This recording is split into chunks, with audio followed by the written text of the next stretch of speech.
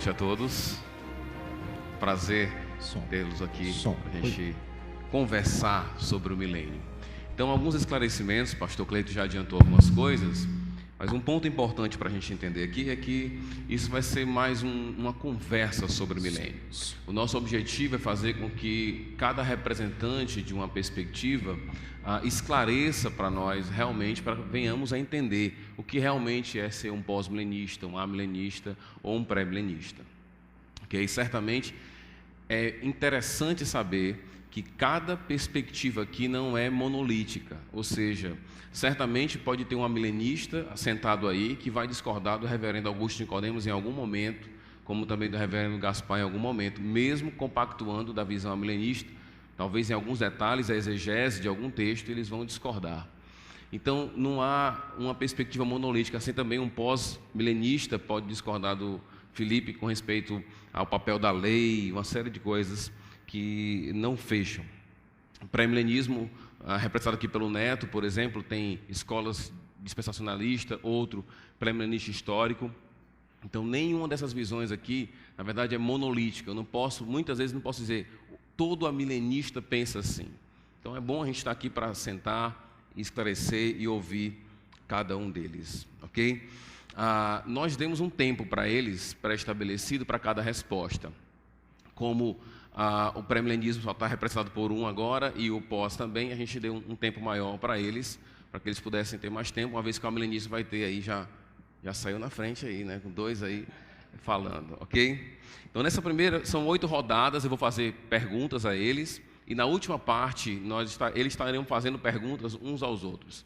E o objetivo também é esse, de esclarecimento, o que você quer dizer com isso, e aí vai. Muito bem.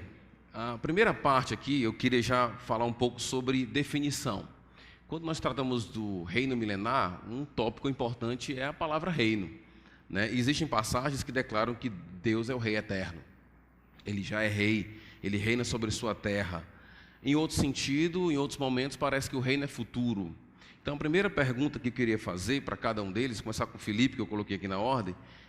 Felipe, começa definindo primeiro a tua visão, né, o que é ser um pós-milenista e a sua visão de reino e como sua perspectiva é diferente das outras. Ok? Ser um pós-milenista, como o nome deixa claro, é crer que Jesus voltará após o milênio. Isso colocaria o amilenista junto comigo, que ele também crê que o Jesus volta após o milênio. Mas nós veremos a diferença entre ser um pós e um amilenista após eu mencionar o que é a visão pós-milenista acerca do reino de Deus. Para o pós-milenista, o reino de Deus não é uma realidade futura, é uma realidade presente, que Jesus inaugurou no primeiro século, mediante a sua pregação, a pregação do Evangelho e mediante a sua obra redentora. Jesus deixou bem claro que os seus milagres comprovavam que o reino de Deus tinha chegado. O reino de Deus está entre nós. Então, diferentemente do pré-milenismo, o pós-milenismo afirma assim, que o reino de Deus já foi inaugurado e que ele perdura durante toda a idade, toda a era da igreja. Mas não somente isso, a despeito de certas distorções, o pós-milenismo não afirma que o reino de Deus é político ou corpóreo. Antes, é um reino espiritual, um reino redentor. É claro que ele possui implicações para a vida política, para a vida familiar. Jesus mesmo aguardava isso quando nos alertou para sermos sal e luz desse mundo.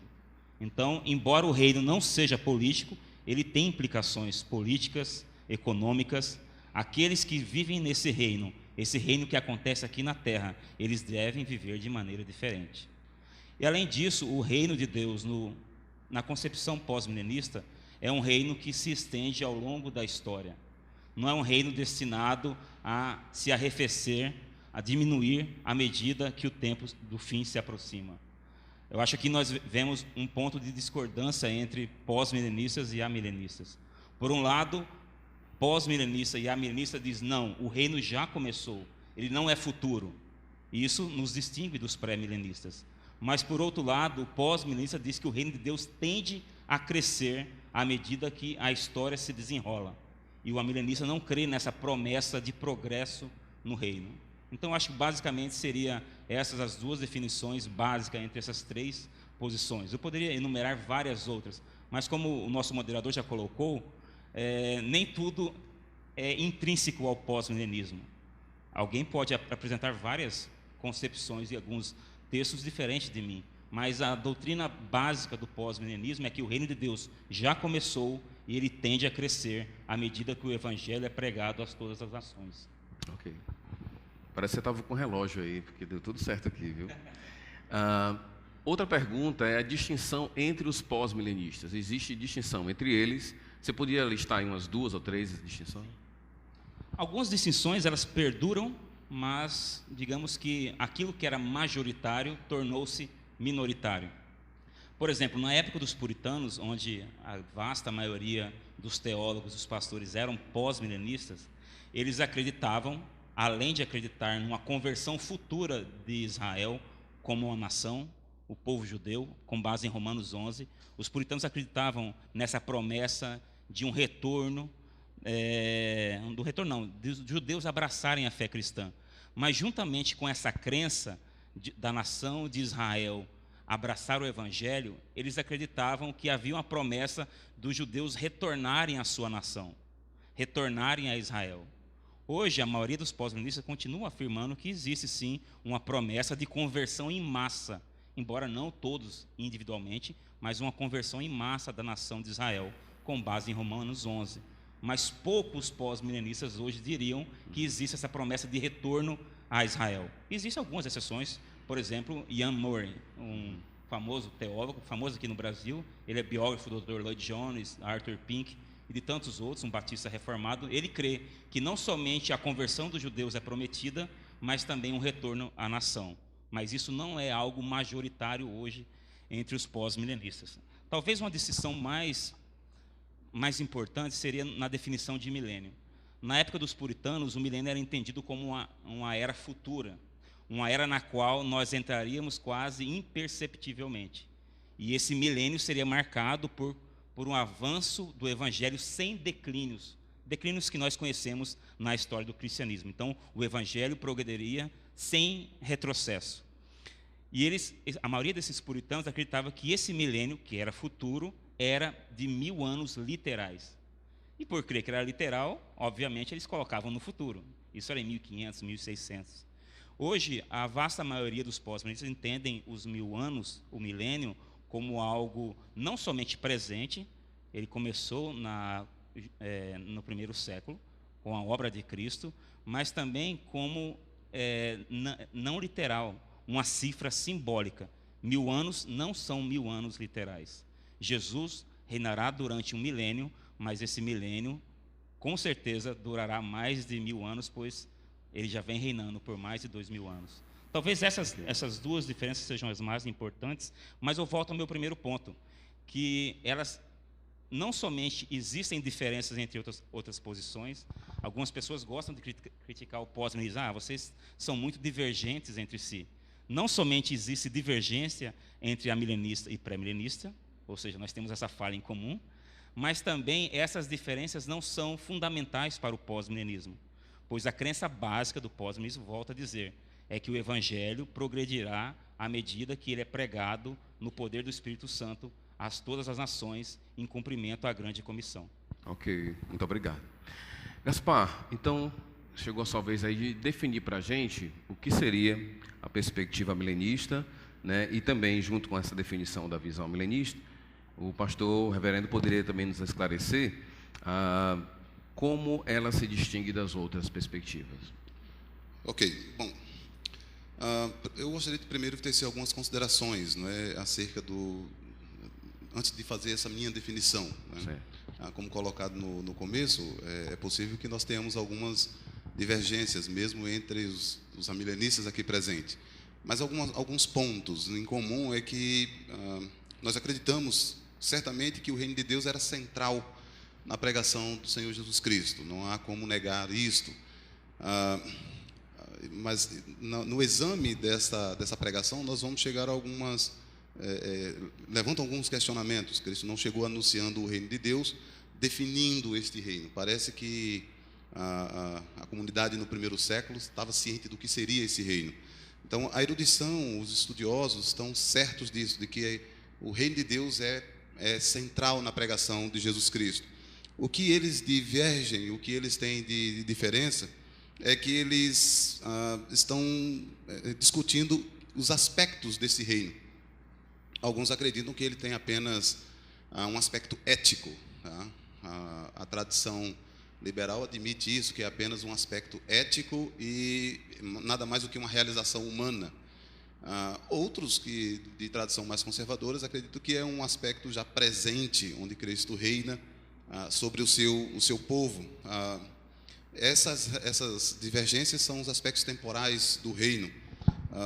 Mas é curioso que a mentalidade que tem imperado majoritariamente é o aspecto apocalíptico desse reino. Isso não parece também ser um consenso, e especialmente entre os amilenistas não se pensa desse modo no reino com um aspecto apocalíptico. Nesses dois casos, nós temos dois pontos. No primeiro, o reino é apenas uma realidade idealística, né? Ou melhor dizendo, uma realidade presente, mas ética. No segundo caso, ele é somente futurista. Eu creio que a visão milenista ela se situa entre um aspecto preterista, tá? O reino já é presente, já está presente, inaugurado com Cristo, e um aspecto futurista, mas ele ainda não está plenamente presente. Então, é dito mais recentemente, não é, que o reino de Deus, na verdade, nos ensinos de Cristo, possui esses dois aspectos, um aspecto presente e um aspecto futuro. Né? Ele é ao mesmo tempo presente e futuro. Então, como um alienista, ele vai defender, pelo menos mais consensual, de que o reino de Deus é presente e futuro, inaugurado com Cristo, declarado com Cristo, mas ainda não implantado definitivamente. Eu penso, então, que a minha visão de reino é mais uma escatologia. Há quem usa o termo escatologia realizada. Eu não sou muito fã desse termo porque ela implica mais em preterismo. Eu digo escatologia em realização, algo que está ainda em desenvolvimento. E, por isso mesmo, quando trato do aspecto do reino, ela vai diferir do aspecto somente preterista ou do aspecto futurista. Quando você pede, então, para eu definir o que é reino, eu tomo no sentido primeiro veterotestamentário, né, onde ele apresenta-se em dois pontos. Deus é rei, apresentado na criação, e ele é rei sobre o seu povo. Né. Esses dois tópicos eu vou discutir mais adiante, quando for perguntado sobre o conceito ou o texto fundamental para isso. Então, eu tomo o reino nesses dois termos. Primeiro, Deus é rei sobre tudo, né, sobre todas as coisas. Os salmos são categóricos nesses pontos. Salmo 145, Salmo 145, 11 e 13, onde o Senhor reina sobre todos. E é curioso que a Septuaginta utiliza o termo articulado para definir esse reino. Não é? Ela não é indefinido. E o outro é o domínio de Deus sobre o seu povo. Então, eu creio que, como milenista, o reino está presente, mas ele também é futuro. Deus é rei absoluto sobre toda a criação, mas ele é rei também sobre o seu povo. Então, acho que a visão milenista estaria mais nesse ponto. Muito bem. Reverendo Augusto, se o senhor quiser acrescentar alguma coisa sobre a visão milenista, o senhor fica à vontade. E se o senhor quiser também mostrar as divergências entre os amilenistas também. Ok, muito obrigado, Rômulo. Em primeiro lugar, boa noite a todos vocês. Boa noite. Quero saudar meus colegas aqui de debate e dizer do privilégio de estar aqui com vocês, participando dessa noite tão interessante. É verdade, nós cremos nas coisas principais, o retorno do Senhor Jesus, cremos no milênio, cremos na ressurreição dos mortos, no juízo final, cremos até no encontro com Jesus nos ares. A grande questão é a sequência em que isso acontece e a natureza de alguns desses eventos. Mas nós todos cremos nesses pontos fundamentais da escatologia. Tem até uma piada que diz assim, que estava assim, nós estávamos discutindo, né, o pós, o pré e o amilenista, discutindo a respeito de escatologia. De repente Jesus voltou, todos subiram com ele, um dizendo para o outro: eu não te disse que ia ser assim? Então, agora respondendo a sua pergunta. A posição amilenista, em primeiro lugar, esse nome é infeliz, porque ele foi, na verdade, não foi um nome que os amilenistas escolheram para eles, isso aí foi colocado pejorativamente pelos pré-milenistas, para dizer assim, esse pessoal não crê no milênio. Nós não cremos no milênio literal de 1000 anos sobre a Terra, mas cremos no milênio, de que Cristo reina, e esse reino é de natureza espiritual. E nesse ponto nós estamos com os pós-milenistas, que esse reino começou com os fatos redentivos acontecidos em Cristo Jesus, a partir da sua pregação, morte e ressurreição, e o dia de Pentecostes particularmente. Então o reino começa, e a igreja, e o tempo da igreja é o tempo do reino de Cristo Jesus. Esse reino ele será encerrado com a vinda do Senhor Jesus, quando acontecerá simultaneamente a sua vinda, a ressurreição dos mortos, o julgamento final e a entrada do novo céu e da nova terra, ou a nova era, o estado eterno, como quiser dizer. O ponto é que na visão amilenista não há lugar para um reino literal de 1000 anos sobre a terra, um reino de natureza judaica, alguns acham que sim ou não, com Cristo reinando em Israel, reinando a partir de Jerusalém sobre todas as nações. O amilenista crê que Satanás já foi amarrado pela obra de Cristo Jesus. Esse amarramento nós vamos discutir mais adiante. Ele não significa inércia de Satanás, mas a sua inabilidade de enganar as nações, como ele fazia antes. E outros detalhes serão verificados. A diferença que existe dentro dos amilenistas é mais com relação à interpretação do sermão profético de Jesus, em Marcos 13, o livro de Daniel e alguns aspectos do livro de Apocalipse. Há os que entendem que muitas das profecias ou figuras encontradas nesses 3 livros se cumpriram completamente com a destruição de Jerusalém no ano 70. O anticristo seria uma referência, primeiro, a Antíoco Epifânio, seria alguma coisa que aconteceu, portanto, antes de Cristo, ou o próprio Império Romano se levantando contra Cristo, completamente derrotado contra Cristo, e que a grande tribulação e as coisas relacionadas a ela estariam cumpridas com a destruição de Jerusalém. Portanto, não resta muita coisa para ser cumprida, a não ser a própria vinda de Jesus Cristo. Essa é a posição preterista e nesse ponto os amilenistas preteristas se aproximam muito dos pós-milenistas. Há uma posição amilenista chamada historicista, que diz que uma parte destas profecias se cumpriu com a destruição de Jerusalém e um pouco antes da vinda de Cristo, mais ou menos 250 anos. Mas que há outros eventos em andamento na história. A realização daqueles sinais que Jesus falou no seu sermão escatológico, as taças e livros abertos, e abertura de selos e trombetas que acontecem no livro de Apocalipse, indicam eventos acontecendo através da história que são o resultado daquilo que foi profetizado. E dentro dessa perspectiva historicista, o surgimento do anticristo e a grande tribulação ainda são futuros. Mas boa parte das profecias já se cumpriram, não há mais nada a ser cumprido com relação a Israel, a não ser a conversão dos judeus, e nesse ponto os amilenistas historicistas chegam perto dos pós-milenistas que acreditam na conversão de Israel. Eu acho que são as principais diferenças quanto ao tempo em que Apocalipse, Daniel e o sermão escatológico se cumpriram. Ok, obrigado, reverendo. Pastor Antônio Neto, você pode definir reino, a sua perspectiva e a variação dentro do pré-milenismo?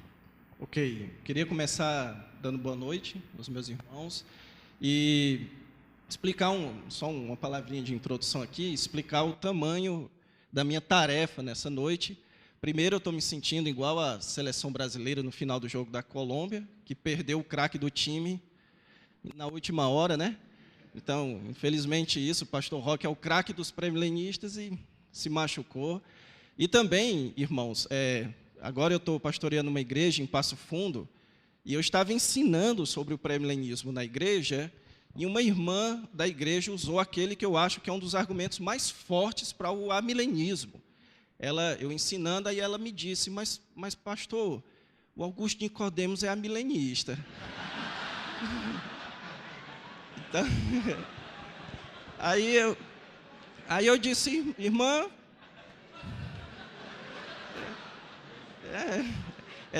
então, irmãos, vocês podem querer entender o tamanho da minha tarefa nessa noite, né? Mas, enfim, então, e também expressar aqui o meu respeito pelos irmãos.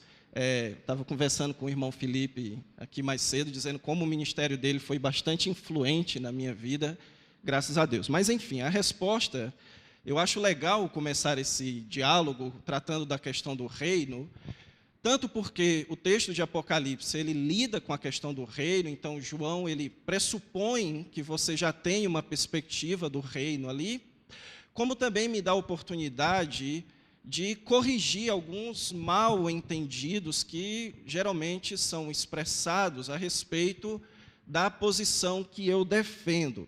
Então, a gente já teve aqui 2 apresentações a respeito do reino, e eu gostaria de acrescentar uma terceira perspectiva do reino, da qual eu difiro, que é a perspectiva do dispensacionalismo tradicional. O que é o dispensacionalismo tradicional? Ele pensa que o reino, ele foi trazido por Jesus, oferecido aos judeus, visto que os judeus rejeitaram a oferta de Jesus, Jesus adiou o reino para o futuro e começou uma era que é um parênteses no plano de Deus, inclusive com a distinção entre 2 povos de Deus, Israel e a igreja. A posição que eu defendo é a posição dispensacionalista. A minha posição é a posição do pré-milenismo dispensacionalista, mas ela difere desse tipo de dispensacionalismo. O termo que tem sido utilizado para essa posição, que eu defendo hoje, é o pré-milenismo dispensacionalista progressivo, ok? Então, qual é a perspectiva do reino, do dispensacionalismo progressivo? Fiquei bem feliz que nisso a gente vai ter muitas coisas em comum. A perspectiva é que o Senhor Jesus e os seus apóstolos, eles mantiveram a expectativa do Antigo Testamento. Então, quando Jesus veio, o livro de Mateus nos diz que ele começou a sua pregação dizendo, arrependei-vos, porque é chegado o reino de Deus. E ele não tratou de explicar. Então, como o irmão Gaspar deixou claro, ele pressupunha uma compreensão das pessoas, e essa compreensão vem exatamente do Antigo Testamento. E quando você vai para o Antigo Testamento, especialmente o livro de Isaías trata muito disso, o que você percebe é que o reino de Deus, o reino que o Messias traria, seria uma substituição da ordem presente, onde ele seria estendido por toda a terra, ele traria salvação para os judeus, a restauração dos judeus e a salvação para os gentios, e ele haveria de ter, ele contém uma série de promessas, tanto espirituais quanto políticas, destinadas à nação de Israel. Então, nisso, nós estamos muito em acordo que Jesus manteve a perspectiva do Antigo Testamento. Também fiquei feliz de perceber aqui que nós também concordamos, especialmente no discurso aqui do irmão Gaspar, que quando o Senhor Jesus Cristo veio, a novidade que ele trouxe é que o reino ele chegaria naquilo que os teólogos têm chamado de o esquema do já e ainda não.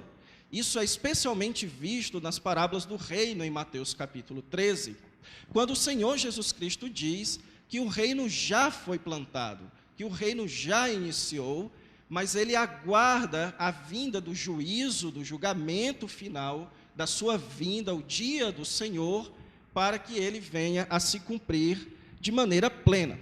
Então, diferentemente dos antigos dispensacionalistas, o dispensacionalismo progressivo entende que Jesus, sim, já inaugurou o reino.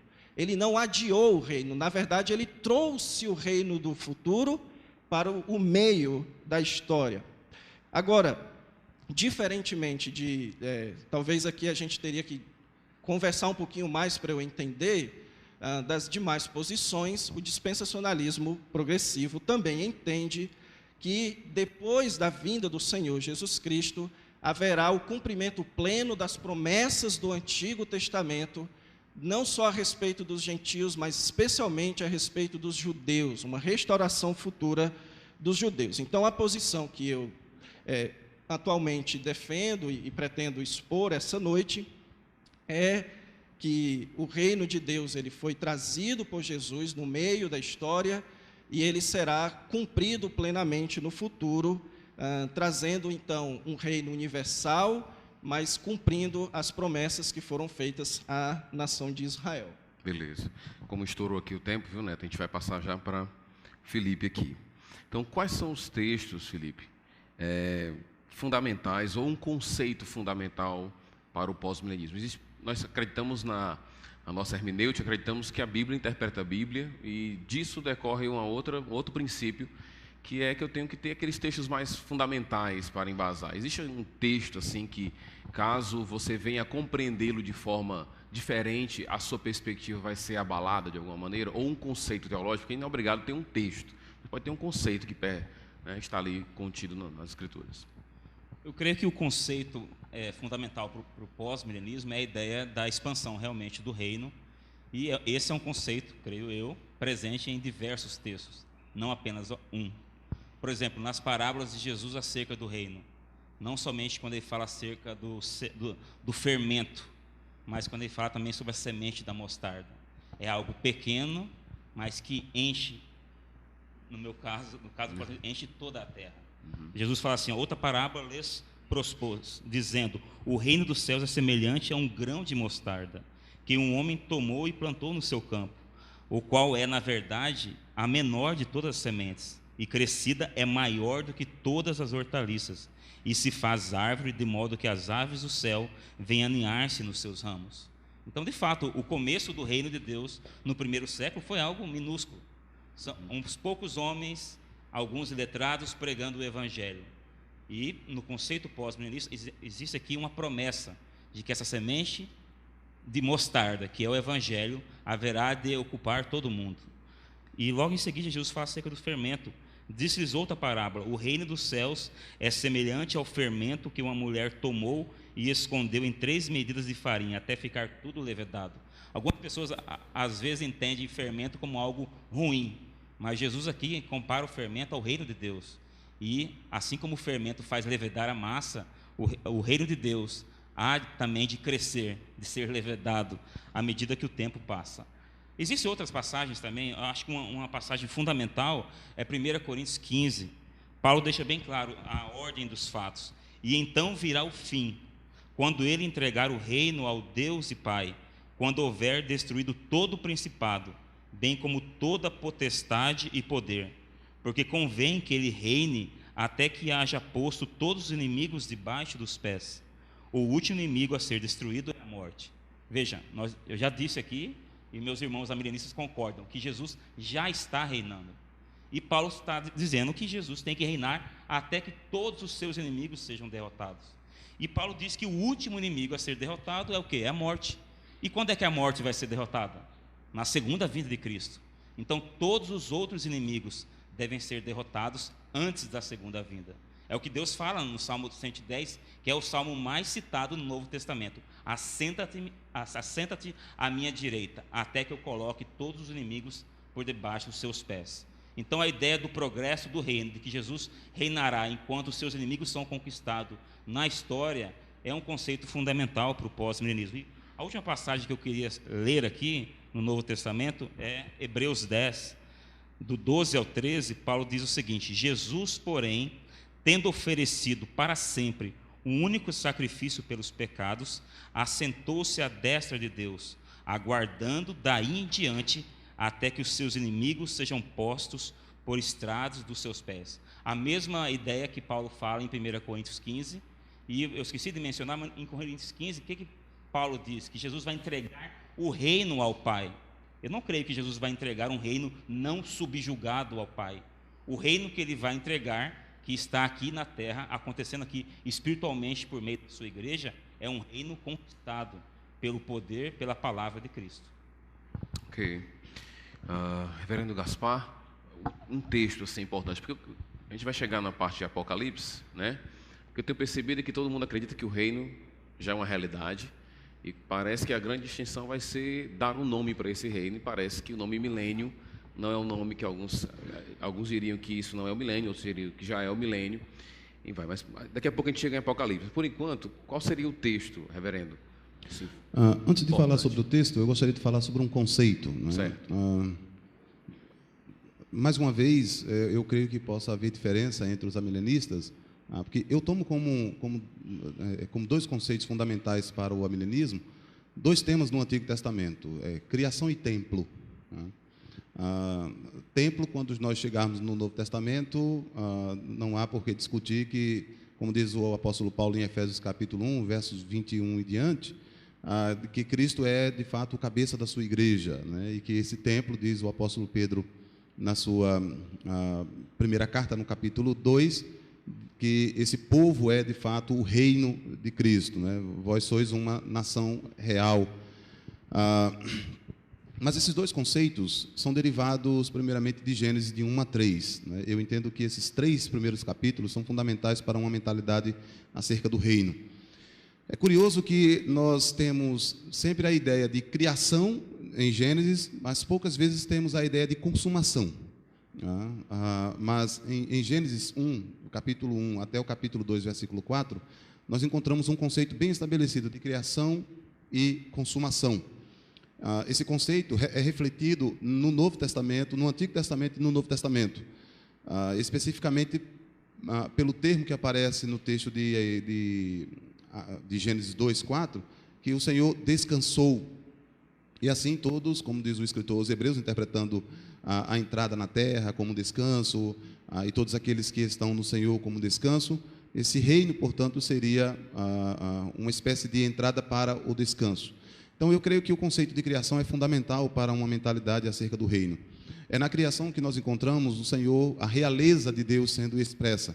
É na criação que nós encontramos o domínio de Deus sendo expresso. E é na criação que Deus estabelece a relação com um povo. Né? A criação de Adão e Eva, essa criação reflete, de fato, a glória de Cristo, no sentido de que eles eram sacerdote, profeta e rei, como Cristo é sacerdote, profeta e rei. Então, esse conceito, pouco explorado, tem sido, em anos recentes, um pouco mais estudado, associado a um outro conceito, o conceito de templo. Estudiosos mais recentes admitem que o conceito de criação é definido no conceito de templo. Uma vez que houve o processo de queda, é no templo, que era um reflexo do Éden, em que Deus encontra o seu povo e mostra a sua realeza a este povo. Como, de fato, Deus governaria e reinaria sobre o seu povo, e como ele subjugaria os seus inimigos. Quando nós vamos para o Novo Testamento, não me parece que esses conceitos sejam estranhos, tá? Especificamente quando aplicado Cristo e sua igreja, e especificamente quando nessas passagens que o Felipe Sabino apresentou, de que Cristo, de fato, subjugará os seus inimigos. Então, eu tomo os 3 primeiros capítulos de Gênesis, especificamente os 2 primeiros, claro, como expressão fundamental, né, como conceito fundamental, como texto fundamental para uma concepção de reino.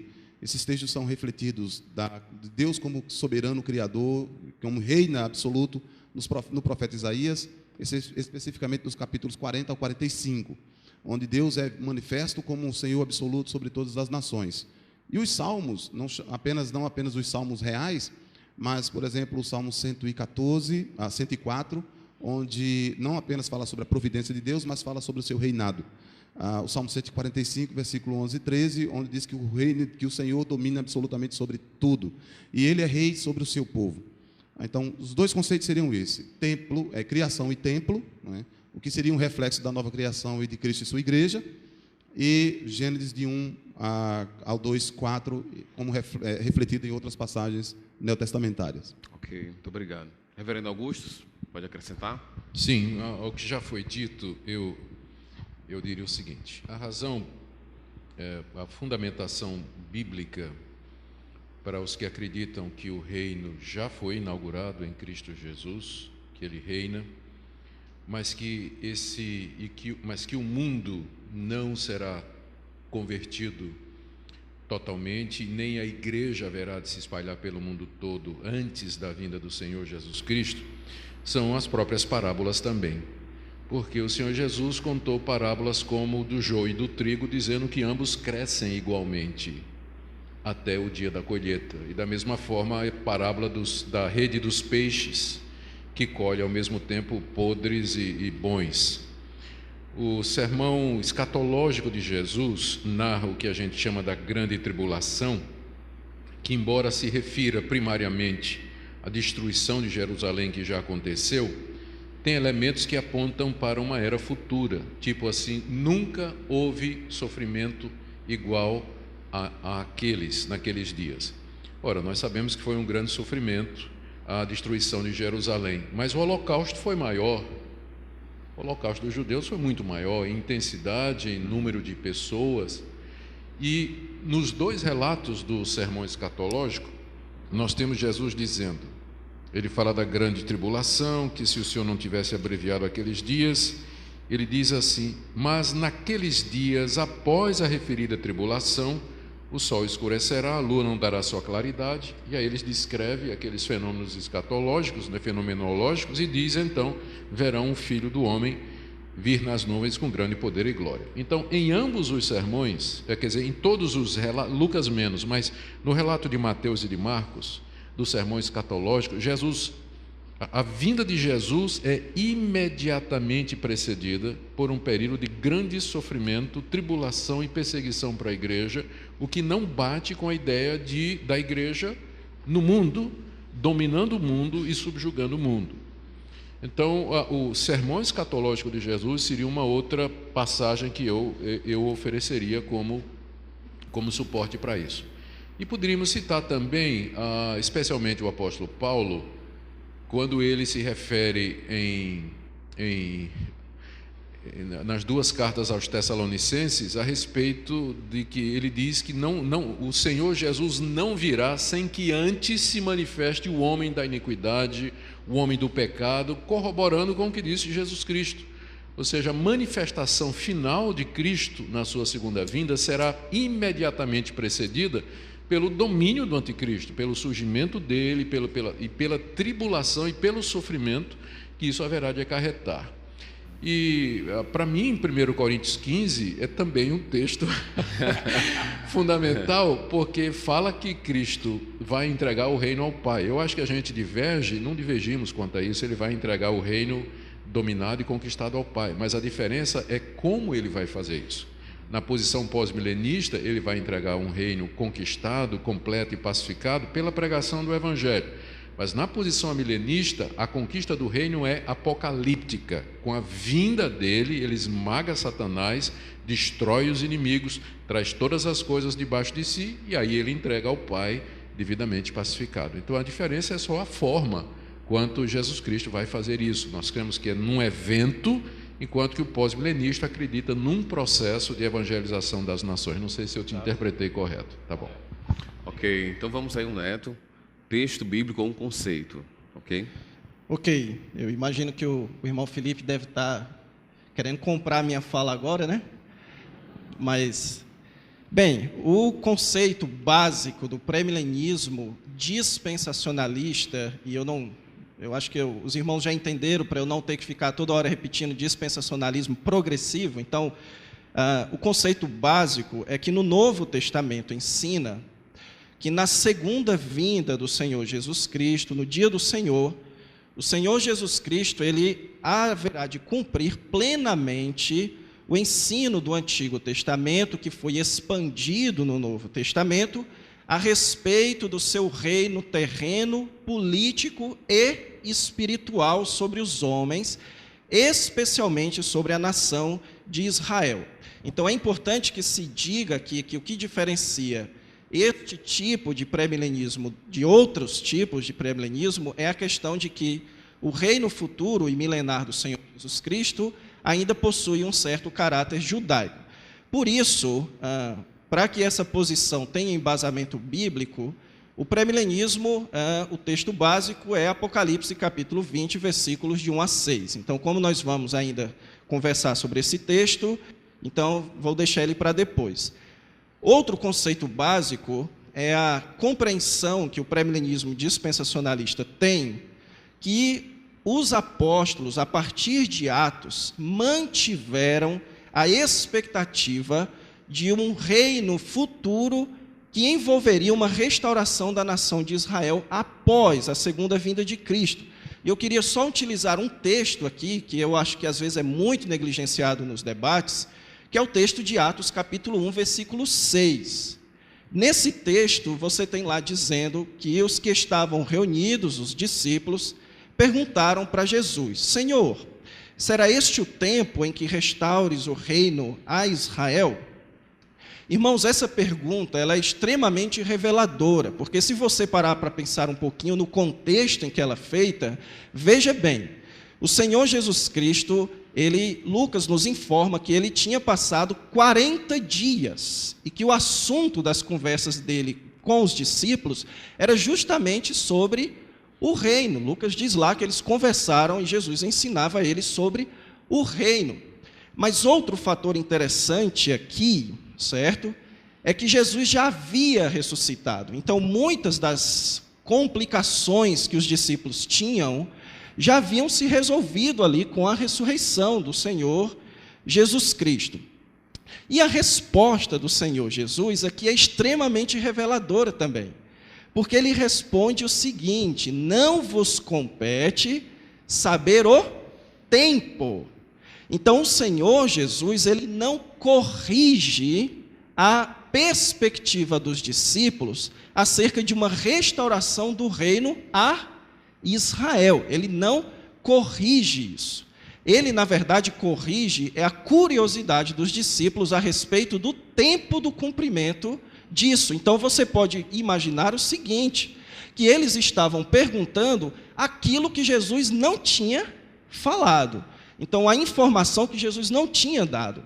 E muitos sugerem, inclusive Michael Horton, na sua teologia sistemática, que inclusive é excelente, mas nesse ponto ele sugere que os discípulos estavam errados aqui, certo? Que eles estavam equivocados em esperar um reino a Israel. Mas, irmãos, pensem bem nisso. Isso colocaria Jesus como um péssimo professor, certo? Porque os discípulos já haviam presenciado a ressurreição de Cristo, eles passaram 40 dias com Jesus falando sobre isso, e eles continuavam crendo numa restauração futura de Israel, e o Senhor Jesus Cristo não corrige. Então, nós não precisamos supor que eles estavam errados. O fato, irmãos, é que esse texto de Atos, ele nos mostra que nós vivemos em um período entre eras. Nós vivemos em um período em que o Senhor Jesus Cristo nos avisa que antes da chegada da restauração de Israel, é dever da igreja ser sua testemunha e pregar o arrependimento à luz desse dia que chegará. E eu penso que aqui o irmão Felipe Sabino, ele concordaria comigo, da restauração futura de Israel. Eu não sei se ele pensaria assim, mas o ponto que diverge aqui do pós-milenista é que em Atos capítulo 3, Pedro, ele mostra lá que essa restauração, ela vem na vinda do Senhor Jesus Cristo.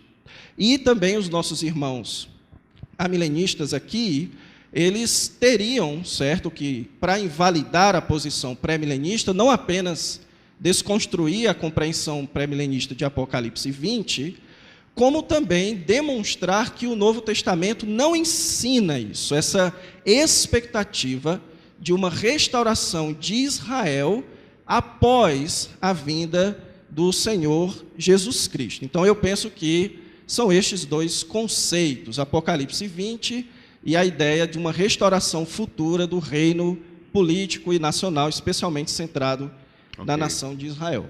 Ok. Então vamos aqui recuar um pouco, falar sobre hermenêutica.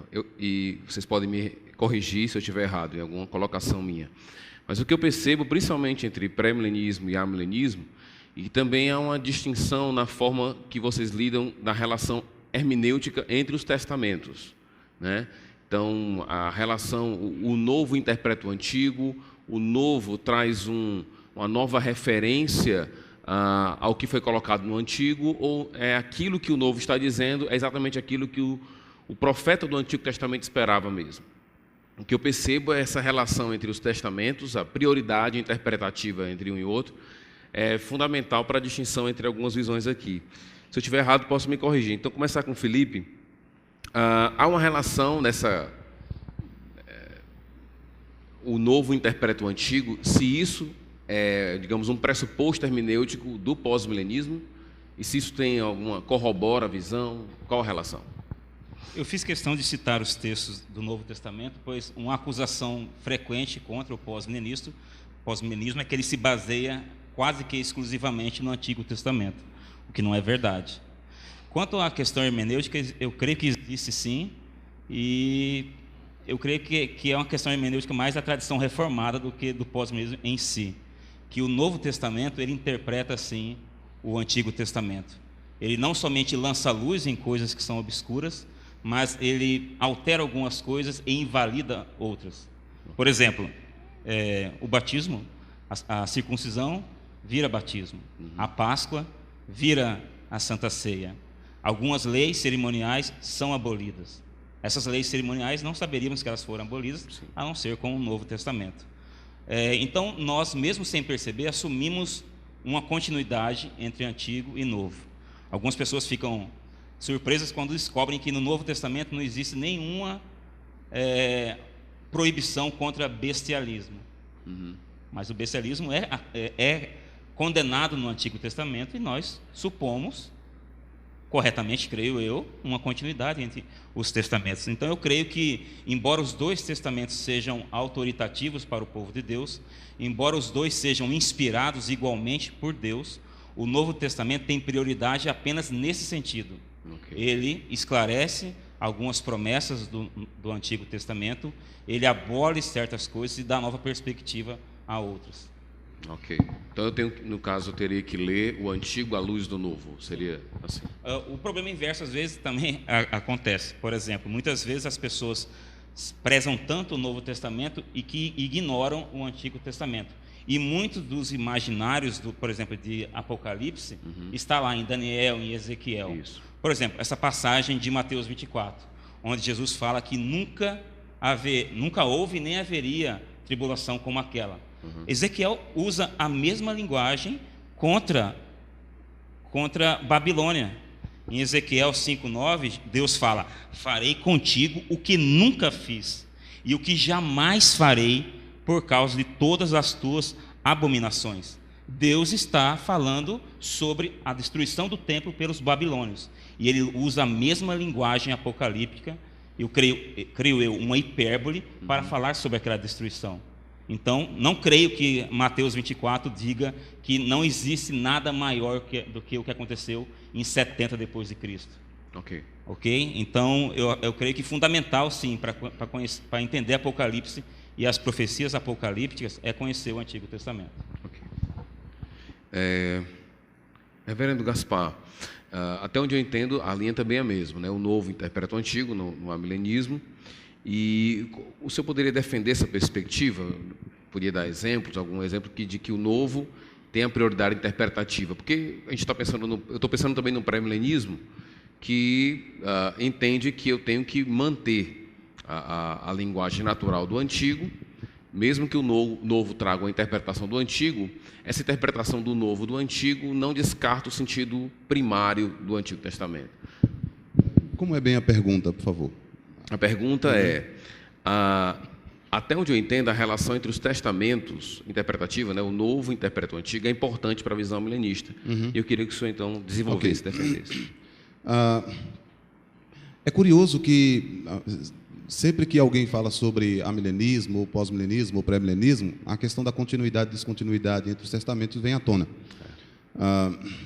Há acusações dos dois lados no tocante ao uso. Tá? A primeira se você der prioridade ao Antigo Testamento, você é visto como um judaizante. Se você der prioridade ao Novo Testamento, então você é visto como um marcionita. Eu não creio que deva haver alguma luta se nós não olharmos para o próprio desenvolvimento bíblico. Eu não acredito que a ordem seria o Antigo Testamento acima do Novo ou o Novo acima do Antigo. Eu creio que há uma continuidade, até mesmo em 3 pontos: histórica, lógica e bíblica. Os amilenistas não são unânimes em admitir o Novo Testamento como prioridade. Existem amilenistas, né, utilizando o termo mais corriqueiro, que admitem o Antigo Testamento como prioridade. Mark Dever, por exemplo, relaciona o Antigo e o Novo Testamento como promessa e cumprimento. Inclusive, ele tem literatura, publicações nessa área. 2 livros dele traduzidos, acho que pela CPAD, que tem essa mentalidade. Mensagens do Antigo Testamento, mensagens do Novo Testamento. O título original dos títulos, né, promessa feita, promessa cumprida. Mark Dever é um amilenista. Há um outro autor também, não sei bem a pronúncia do nome, depois aí podem me corrigir. Não, o Graeme Goldsworth, né, também admite do Antigo para o Novo Testamento. Eu acredito que você pode manter do Antigo para o Novo Testamento sem prejuízo, sem necessariamente se tornar um pré-milenista. Porque a leitura natural do Antigo para o Novo Testamento não é uma separação radical entre os dois. Mas a leitura natural do Antigo para o Novo Testamento não parece ser bem aquela que os pré-milenistas querem defender. Por exemplo, é natural que uma leitura de Êxodo 19, no processo da evolução canônica, no processo da revelação, chegue-se à conclusão de que não se tratava do povo de Israel físico. Chegue-se à conclusão de que não era uma promessa voltada para ele. Eu não admito a independência dos testamentos, né? Mas, biblicamente, historicamente falando, o Antigo Testamento vem primeiro, sim. Logicamente falando, os autores do Novo Testamento têm um cânon do Velho Testamento, do Antigo Testamento. Eles não têm outra fonte de autoridade para a compreensão. Por que, então, que eles compreenderiam diferente daquilo que nós temos no Novo Testamento, segundo os pré-milenistas querem admitir? Eu acho que é mais um equívoco da visão pré-milenista em querer ler como os autores neotestamentários leram. Eles leram com uma perspectiva de que o reino estava progredindo, estava presente, e as promessas veterotestamentárias estavam se cumprindo. Por exemplo, o texto de Êxodo 19 que eu citei, que é dado antes da aliança, em Êxodo 20, nós temos as palavras do Senhor sendo dirigidas ao seu povo e reinterpretadas, veja, se for como os pré-milenistas admitem, então Pedro estava equivocado quando ele aplicou essas palavras à igreja. Nós temos a promessa em Amós 9, de que Deus restauraria o tabernáculo de Davi, interpretada no Concílio de Jerusalém, em Atos 15, como aplicado à congregação de judeus e gentios. Quer dizer, historicamente falando, o Antigo Testamento deveria ser lido do Antigo para o Novo, logicamente falando. E, biblicamente falando também, os autores neotestamentários foram ensinados em 2 textos a testarem o novo ensino à luz do Antigo. Afinal de contas, você deve provar a nova revelação pela revelação estabelecida. Em Deuteronômio 18 e Deuteronômio 13, eles são ensinados a testar as novas revelações à luz daquilo que havia sido estabelecido.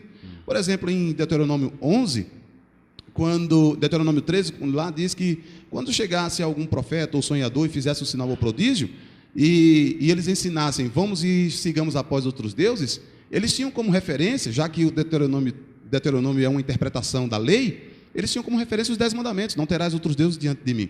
Então, seria impossível testar a nova revelação à luz de uma próxima revelação. É por isso que o texto que foi citado pelo pastor Antônio Neto, de Atos 1,6, não é que Jesus era um mau professor, era que os discípulos eram péssimos alunos, né? De modo que não era a primeira vez que eles tinham entendido mal as referências de Cristo.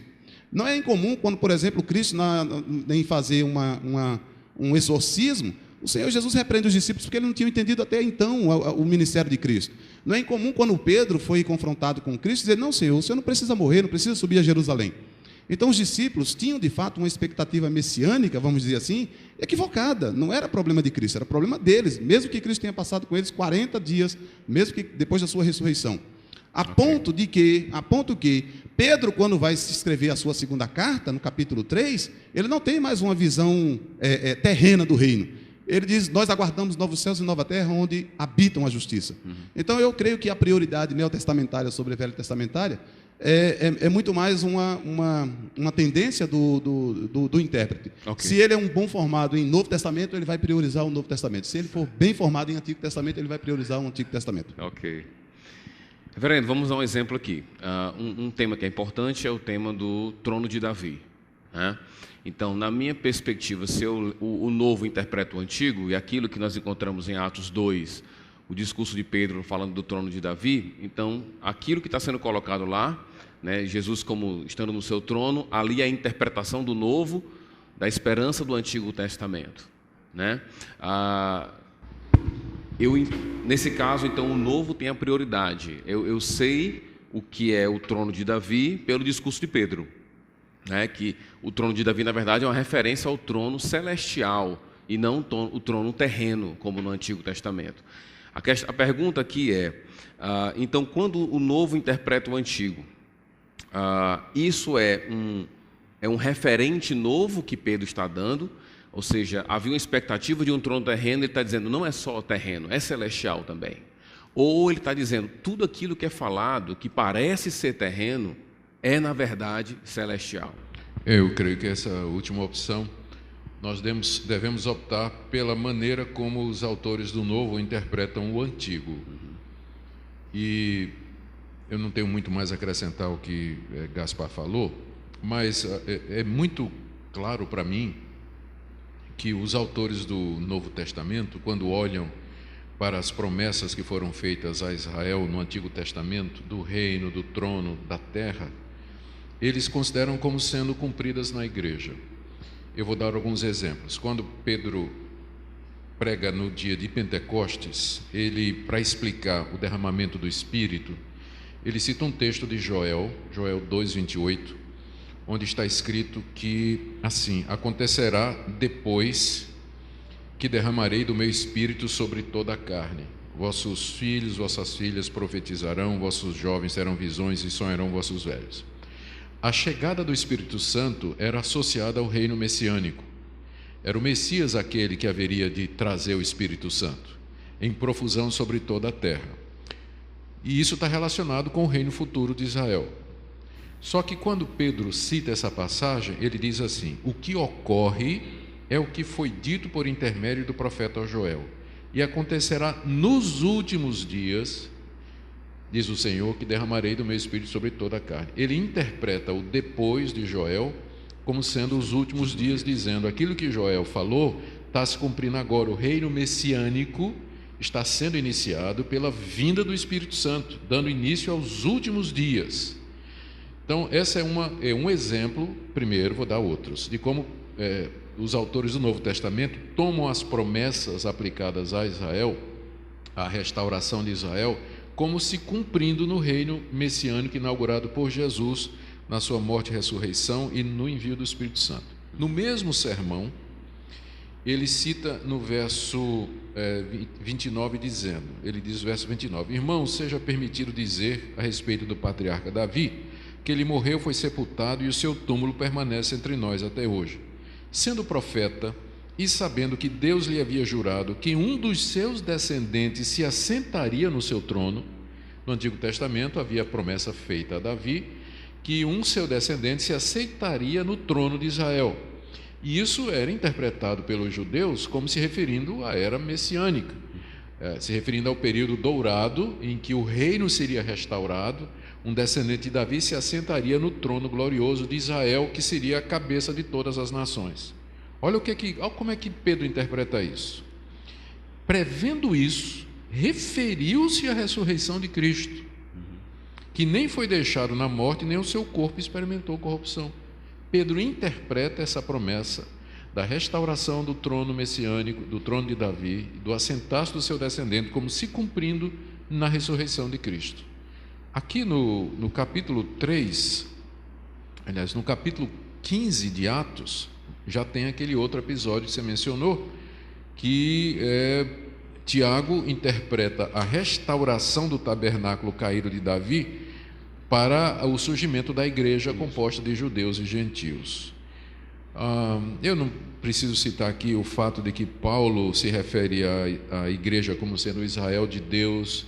Ele diz que o verdadeiro cristão, ele diz que o cristão é que é o verdadeiro judeu, que a circuncisão é a circuncisão interior.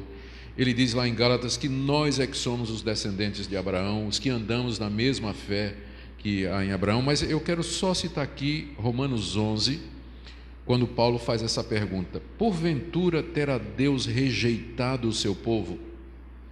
Deus rejeitou a nação de Israel e as promessas, a promessa do reino, a promessa da terra, a promessa do governo extraordinário sobre todo. Deus rejeitou, não tem mais nada para Israel? Aí Paulo diz: de maneira nenhuma, porque eu também sou israelita. Deus não rejeitou o seu povo, a quem de antemão conheceu. Então Deus não rejeitou os judeus. Ou não sabeis o que a Escritura refere a respeito de Elias, dizendo, quando Elias diz: Senhor, mataram teus profetas, arrasaram os teus altares, e só eu fiquei. O que é que Deus respondeu? Reservei 7.000 homens para mim que não dobraram os joelhos a Baal. Aí Paulo conclui: assim, pois, também agora, no tempo de hoje, sobrevive um remanescente segundo a eleição da graça. Veja só, a hora de Paulo ter dito, ele faz a pergunta: Deus rejeitou o seu povo? A hora dele ter dito: não rejeitou não, vai ter um milênio onde Israel será restaurada a terra e todas as promessas seriam cumpridas. A hora era agora, porque ele levantou a pergunta. Mas qual foi a resposta dele? Não, Deus não rejeitou o seu povo porque muitos judeus estão se convertendo. Ainda tem judeu que acredita em Cristo. Não são todos os judeus que rejeitaram. Então Paulo vê que Deus cumpriu o que restava ao seu povo na conversão dos judeus e na entrada deles na igreja. Nesse sentido, Deus não rejeita o seu povo então recebe todas as promessas que Deus fez. Teria muitas outras passagens no Novo Testamento, aquela de Pedro já foi citada, de que os autores do NT, eles entendem que o que Deus havia prometido a Israel se cumpre no novo Israel, no Israel espiritual, nos que são aqueles que andam na mesma pisada do pai da nação de Israel, que é Abraão, que é o caminho da fé. Okay. A nova aliança também foi colocada no caso de Judá e aplica-se à igreja. A nova aliança, a própria nova aliança. Neto, pelo que eu entendo do pré-milenismo, então, quando o autor do Novo cita o Antigo, e como foi colocado pelo reverendo Nicodemos, então aquilo que era para Israel aplica-se à igreja, isso não fecha todas as portas para o pré-milenismo. Como é que você explica essa questão aí? Se tudo que foi dito para Israel, aqueles elementos terrenos, são interpretados como aplicados à igreja, então como é que fica o pré-milenismo? Ok, então, esse a questão do uso do Antigo Testamento do Novo, a prioridade dos testamentos, também é um ponto em que distancia o pré-milenismo do dispensacionalismo progressivo, não apenas das outras posições, como também do pré-milenismo, do dispensacionalismo mais tradicional. Porque os progressivos, e isso eu creio que é o grande charme dessa posição, eles creem que você reduzir essa questão o Antigo Testamento interpreta o Novo, ou o Novo Testamento interpreta o Antigo, esse tipo de redução, ela não é benéfica. A posição progressiva, você pode procurar ler, por exemplo, os artigos de Darrell Bock, ele trabalha muito nessa questão, ele afirma que não existe um uso do Antigo Testamento no Novo. Você não pode dizer que existe a forma que os apóstolos leram o Antigo Testamento. Na verdade, o que você nota ao analisar texto a texto, uso a uso, é que existem diferentes formas que os apóstolos interpretaram ou leram o Antigo Testamento. Agora, se você analisar tudo isso, todas essas formas, algumas coisas você vai perceber. Em primeiro lugar, os apóstolos, os intérpretes do Novo Testamento, eles consideravam o significado do Antigo Testamento como estável. Eles liam o Antigo Testamento considerando aquelas regras de interpretação histórico-gramaticais. Outro ponto também, irmãos, é que, por conta de um novo contexto no progresso da revelação, por conta de um avanço, de uma nova posição canônica, os apóstolos sim tinham condições de usar o Antigo Testamento de maneiras surpreendentes, de maneiras novas. Então eu queria dar aqui alguns exemplos para a gente pensar sobre isso. o texto que o reverendo Augusto citou, de Atos capítulo 2, você tem ali Pedro lendo o Salmo 16. E ele interpreta o que o salmista diz lá: não deixarás a minha alma na morte, nem permitirás que o teu santo veja corrupção. Ele interpreta aquilo como significando ressurreição. E o argumento dele é exatamente esse: é por significar ressurreição que não pode se referir a Davi, porque Davi, nós sabemos que o seu túmulo está aqui entre nós. Por significar ressurreição é que refere-se a Jesus e refere-se também à exaltação de Jesus ao trono prometido a um descendente de Davi. Então, o que você nota aqui, irmãos, é aquilo que os estudiosos de hermenêutica chamam entre a diferença do significado para o significante, ou o referente.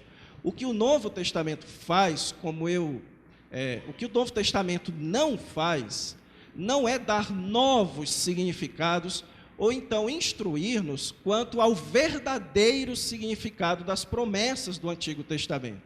O que o Novo Testamento faz é, visto a era não usual, ou seja, enquanto os profetas imaginavam que Jesus viria uma vez só, ele veio em 2 etapas, eles veem novas aplicações e novos referentes ao que está no Antigo Testamento. Um ótimo exemplo para isso é Romanos 9, 25, quando o apóstolo Paulo, citando o livro de Oséias, ele diz lá: a profecia, chamarei povo a que não é, a não meu povo. E ele pega isso daí e aplica aos gentios.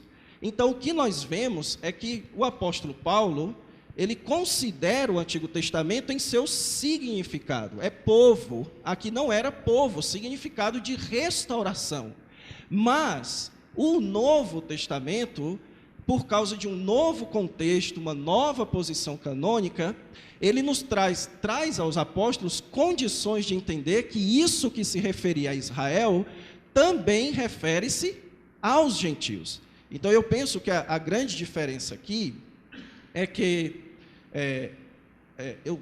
pelo que eu entendo dos irmãos aqui, existe uma concepção de que aquilo que foi prometido a Israel de maneira significando um reino terreno, um reino político, isso se cumpre espiritualmente da igreja, que é o novo Israel, ou Israel espiritual.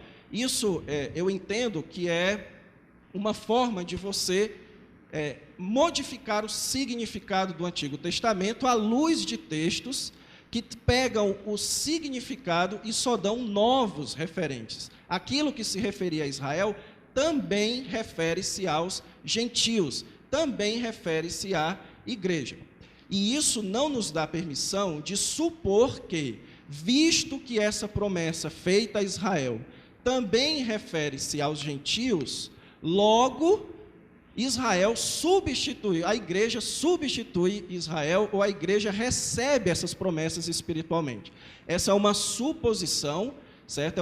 É uma inferência, e eu creio que o que o Novo Testamento mostra é que aquilo que foi prometido a Israel se aplica sim aos gentios, à igreja, mas isso não esgota aquilo que foi dito a respeito de Israel. Ok. Então vamos focar um pouco mais, vamos ficar em Apocalipse agora, vamos caminhar só no livro de Apocalipse.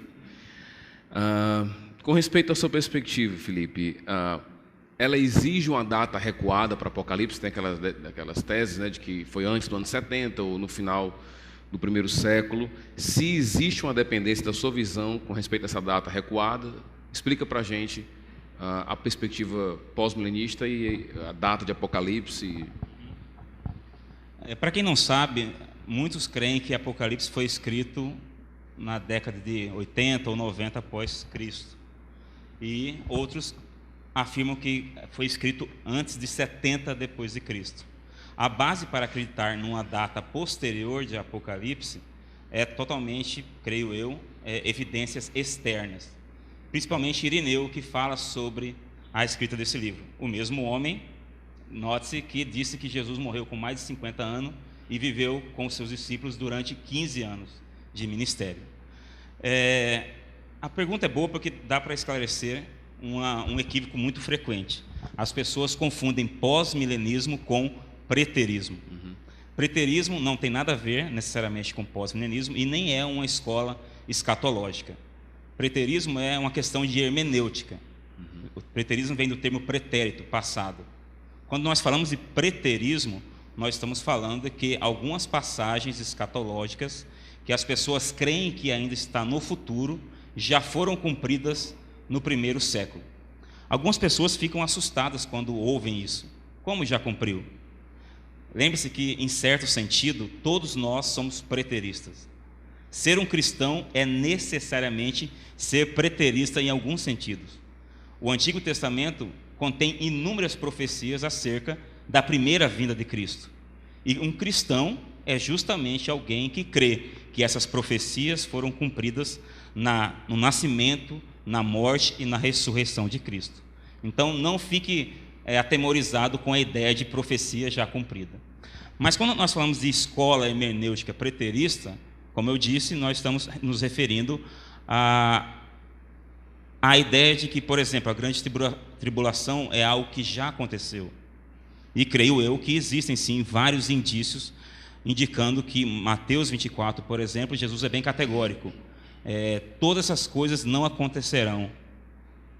Jesus fala assim, não passará essa geração sem que todas estas coisas aconteçam. Diversos ateus liberais usam essas passagens onde Jesus fala da iminência do cumprimento dessas profecias como prova de que Jesus errou, de que os discípulos erraram. E até mesmo alguns teólogos, eu creio, errando grandemente, acham que Jesus errou. C.S. Lewis, por exemplo, é um triste exemplo de pessoas que acham que Jesus errou ao dizer que aquelas coisas aconteceriam em breve. Então, isso é ser preterista. Mas porque o preterismo não é necessariamente ligado ao pós-milenismo? Porque muitos pós-milenistas não abraçam essa ideia de que essas profecias ainda estão no futuro. Por exemplo, Jay Adams, que é um amilenista, mais conhecido no Brasil por causa dos seus livros sobre aconselhamento notético, ele é um amilenista preterista. Ao ponto de eu pedir para ele para publicar um livro dele, ele disse, não, você pode publicar, só não diga que eu sou pós-milenista. Eu falei, tudo bem, mas por que existe essa associação? Porque hoje em dia a maioria dos pós-milenistas são preteristas. E esses homens, não sei porquê, eles escrevem um livro por semana. Então, por causa disso, por causa dessa produção gigantesca de livros, as pessoas passaram a associar pós-milenismo com preterismo. Então, eu diria que a data recuada de Apocalipse precisa ser escrito antes de 70 depois de Cristo, não para o pós-milenismo, mas para o preterismo. Se Apocalipse não foi escrito antes de 70, o preterismo tem um problema. Mas eu creio sim que Apocalipse foi escrito antes de 70. Veja, Apocalipse é uma carta ocasional. João está escrevendo a igrejas que estão sofrendo naquele primeiro século depois de Cristo. E logo no primeiro capítulo desse livro, um livro recheado de símbolos, o primeiro capítulo, que é o capítulo isento dessa simbologia, ele diz que ele escreve as coisas que em breve devem acontecer. Mais adiante, ele diz que o tempo está próximo. E essas duas expressões, em breve deve acontecer, e o tempo está próximo, é usada novamente no capítulo 22, o capítulo de fechamento, e também um capítulo que não tem a simbologia dos outros capítulos de Apocalipse. Eu diria que seria uma falta de sensibilidade João escrever para aqueles discípulos que estavam sendo perseguidos severamente, dizer para ele, olha, em breve Deus vai vindicar a causa de vocês. Em breve Deus vai julgar aqueles que atribulam vocês. E eles estarem há mais de 2000 anos esperando essa justiça de Deus, esse julgamento. Então eu creio sim que Apocalipse ele foi cumprido, várias profecias já foram cumpridas antes de 70 depois de Cristo, mais especificamente no ano 70 com a destruição do templo, e que se ele não foi escrito, não creio nisso, é um problema para os pós-milenistas preteristas e para os amilenistas preteristas. Ok, muito obrigado pelo esclarecimento. Reverendo Gaspar, a leitura de Apocalipse, a milenista de Apocalipse, parece pressupor uma leitura de recapitulação, né, onde você tem os mesmos eventos sendo vistos de outra forma. Explica para a gente, para o nosso pessoal aqui, o que é essa leitura da recapitulação e qual seria o fundamento dela. Primeiramente, a ideia de que a questão da recapitulação é fundamental ou importante para a leitura do Apocalipse, mas não necessariamente para o amilenismo. Tá? O amilenismo não depende somente da literatura do livro de Apocalipse para se sustentar. Tá? Agora, é claro que, acerca da hermenêutica apocalíptica, eu entendo que não é incomum uma leitura recapitulativa. Na verdade, a literatura apocalíptica do primeiro século, né, antes de Cristo e no período de Cristo, ela era recheada de mentalidade recapitulativa. Aliás, a própria Escritura é recheada de mentalidade recapitulativa. Nós chamamos isso de duplas narrativas, tá? Quando você vê a mesma história acontecendo em outros livros. Então, não é incomum encontrar essa mentalidade de recapitulação em Gênesis, no livro dos Reis, no livro das Crônicas, ou mesmo nos Evangelhos, tá? Em que os eventos são citados, ou as narrativas são citadas em outras ocasiões. Quem lê a carta de Paulo aos Efésios e Filipenses percebe, pelo menos, no capítulo 4 em diante de Efésios, no capítulo 3 de Filipenses, a mesma estrutura, a mesma recapitulação. Tá? Agora, no tocante ao Apocalipse, nós encontramos isso. E ela, de fato, é fundamental porque isso é demonstrado logo no começo do livro de Apocalipse. Por exemplo, a apresentação de Cristo, e aqui um ponto de discordância com Sabino, eu não entendi o que ele quis dizer, que ela é despida de simbolismo.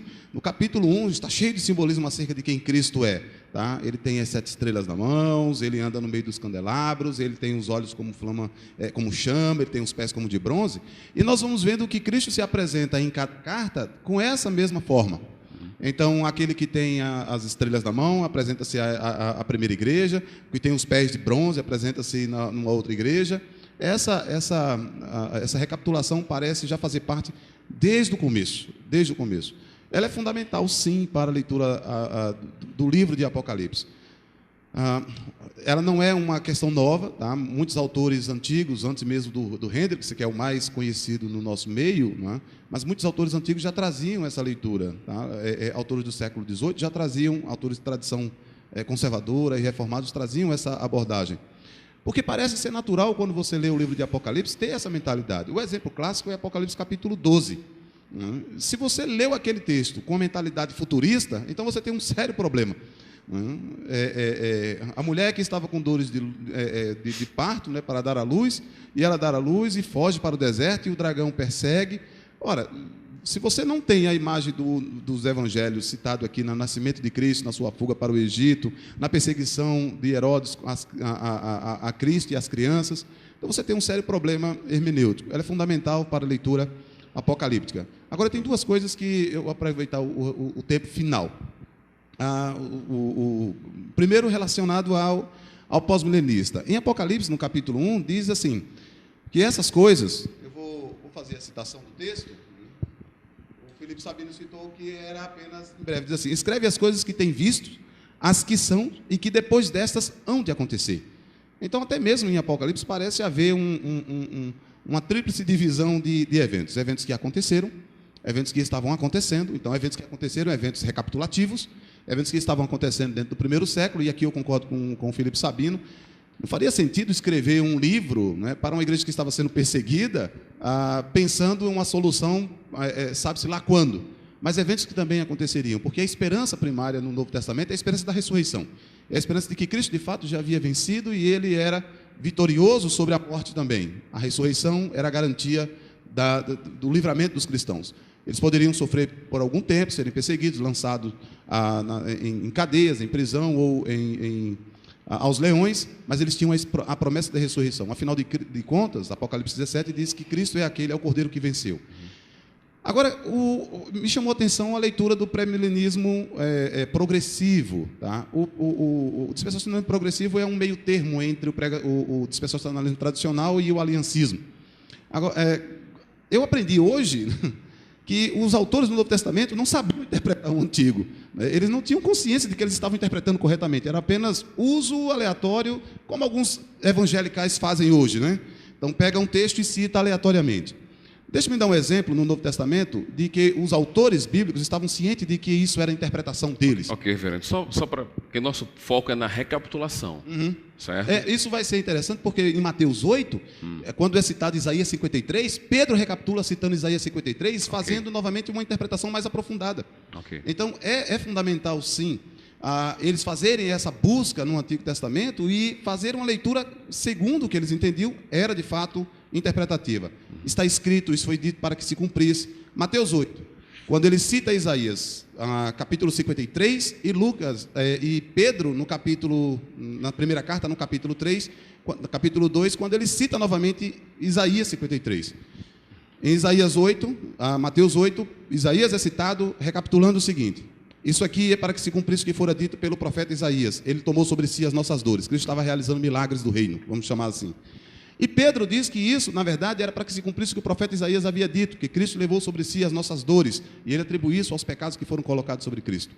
Então, não me parece, se você pensar que eram dois modos de leitura ou simplesmente aplicações, nós temos um problema sério. Okay. A recapitulação é marca da literatura bíblica, ok? Ok. Obrigado.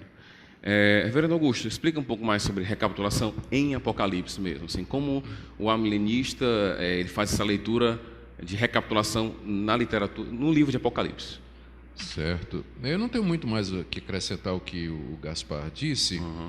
Eu acho que a leitura da abordagem da recapitulação é a que menos traz problemas, em oposição a uma leitura progressiva, em que você vai lendo o livro de Apocalipse como se ele estivesse narrando em sequência eventos que haverão de acontecer historicamente. Certo. Então isso vai acabar dando um nó, especialmente quando chega na relação do capítulo 19 com 20 e outros trechos que não dá para manter a sequência histórica, não encaixa. Eu penso que o Gaspar estava muito... Ele nos ajudou, né, bastante quando ele fala que realmente no início de Apocalipse as coisas que breve devem acontecer, as que são e as que devem ainda acontecer, não é? Mostrando que uma leitura preterista de Apocalipse, ela realmente não pode ser provada a partir daquela passagem. Até porque quando Jesus disse que não passaria aquela geração sem que tudo aquilo acontecesse, pouco antes ele tinha dito que depois, logo nesses dias, em seguida a grande tribulação, ele voltaria. Se todas aquelas coisas já aconteceram no primeiro século, Jesus não voltou. Ele deveria voltar em seguida. Então, há elementos naquilo que Jesus contou ali e que ainda aguardam um cumprimento futuro. Certo. E é por isso que eu acho que a leitura recapitulatória de Apocalipse é a melhor, porque ela compreende a possibilidade de que o livro está se referindo não somente a fatos que aconteceram, mas também fatos que ainda vão acontecer. Essa visão, ela diz basicamente o seguinte, que João compôs o livro de Apocalipse em 7 partes que contam a mesma história, cobrem o mesmo período. A primeira vinda de Cristo, o período do milênio, que são os 1000 anos espirituais, de reino espiritual aqui na Terra, encerrados com a segunda vinda e o juízo final. Essa mesma história é contada 7 vezes, só que cada uma delas, como a gente vê, quem assiste futebol, de repente vê o mesmo lance mostrado por ângulos diferentes. Então, seria uma metáfora moderna para dizer o que é que João faz. Ele narra a mesma história, só que nenhuma das 7 vezes a narrativa é igual. Ele vai intensificando, como se estivesse dando um zoom, e vai mostrando por ângulos diferentes o mesmo período. O nascimento de Jesus, ou a sua vinda, a sua primeira vinda, a sua morte e ressurreição, o seu triunfo na ressurreição, o seu reino durante esse mundo aqui, e finalmente a sua segunda vinda com a derrota final de seus inimigos. Então isso é repetido 7 vezes durante o livro de Apocalipse. Nós entendemos que essa é a leitura menos complicada, ela tem os seus problemas também, nem sempre dá para ver com clareza as recapitulações, mas como foi dito aqui, todos nós estamos conscientes que nenhuma das nossas posições esgota o assunto, né? É bom lembrar que o pessoal do Novo Testamento, e às vezes até no Antigo, eles só perceberam o cumprimento da profecia, só entenderam a profecia depois que ela se cumpriu. Né? Com frequência isso acontecia assim. Então a gente faz esse tipo de coisa com muito temor, né, diante de Deus. E sempre dizendo assim, provavelmente, né, possivelmente vai ser dessa maneira. Eu entendo que a leitura do Apocalipse é melhor feita dessa perspectiva da recapitulação. Isso. Não resolve todos os problemas, mas eu acho que aqui tem menos problemas. Ok. Então, só para esclarecer para as pessoas, né? O milênio, ele é mais uma descrição desse período entre a primeira vinda e a segunda vinda de Cristo. Seria a sétima, aliás, a sexta, seria a sexta parte, né? Que faz a descrição desse período, só que usa agora a palavra milênio que não usou antes. Isso. Aliás, é a única passagem em todo o Novo Testamento que tem o termo milênio para se referir ao reino de Cristo. Ok. Para a gente terminar esse primeiro bloco, né, pastor, a gente vai terminar com o Neto aqui, falando também sobre essa questão, né? Se não é uma leitura de recapitulação, ou seja, se você não tem ali 7 partes que estão descrevendo o mesmo evento, se é uma sequência, então explica para a gente essa perspectiva e se quiser dar alguma fundamentação no texto. Ok. Se isso daqui fosse um debate político, eu já teria pedido direito de resposta 2 vezes, certo? Mas eu entendo a limitação do tempo. Irmãos, é o seguinte, a visão sucessiva do livro de Apocalipse, ela é uma visão basicamente de todos os dispensacionalistas, e essa visão afirma que, ao invés de um processo de constante recapitulação no livro de Apocalipse, existe ali uma sucessão, especialmente no que tange Apocalipse de 6 a 19, ok? Existem algumas linhas de evidência para a gente trabalhar essa ideia da sucessão no livro de Apocalipse. Uma delas é que existe ali, textualmente e contextualmente, a ideia de que os selos levam as trombetas e as trombetas levam as taças, mostrando como que João estivesse nos dizendo que aquilo era uma sucessão de eventos. Porém, irmãos, eu gostaria de desviar um pouquinho a nossa atenção, visto o tema do nosso diálogo hoje.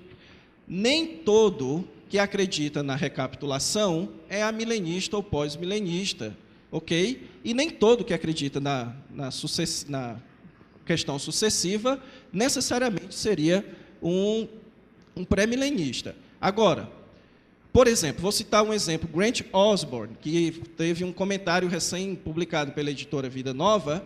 Ele defende, sim, a interpretação de recapitulação no livro de Apocalipse, mas ele é um pré-milenista convicto.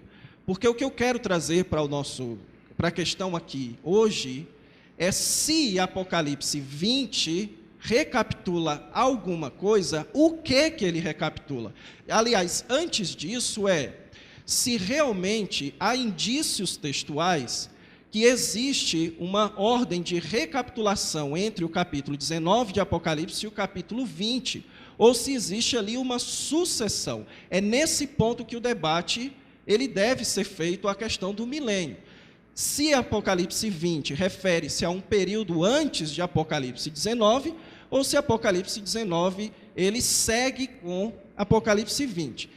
E eu gostaria, irmãos, de apresentar algumas evidências aqui que, sem importar se você abraça uma leitura de recapitulação ou sucessão no livro de Apocalipse, que mostram que a ordem de Apocalipse 19 e 20 é uma ordem de sucessão.